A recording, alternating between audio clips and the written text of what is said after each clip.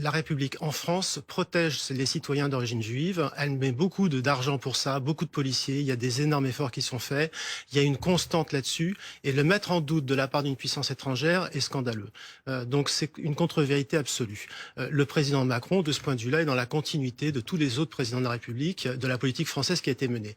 Deuxième point, la reconnaissance de l'État de Palestine est réclamée depuis des décennies. C'est quelque chose qui est importante pour toutes les personnes qui, en France, et j'en fais partie, souhaitent une solution pacifique à deux États à ce conflit.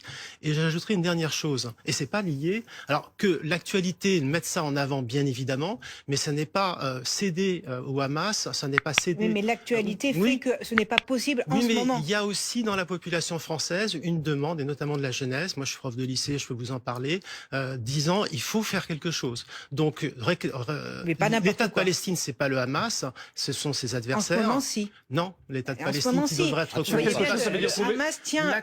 L'accord avec le président de la République est un accord qui est clairement anti-Hamas et dans lequel l'autorité palestinienne s'engage à ne pas intervenir. Et troisième point très rapide, pour les citoyens français d'origine juive, ce genre de déclaration est catastrophique. C'est ça aussi, je dis pas que c'est le vecteur principal de l'antisémitisme, mais ça ne contribue pas à le faire baisser.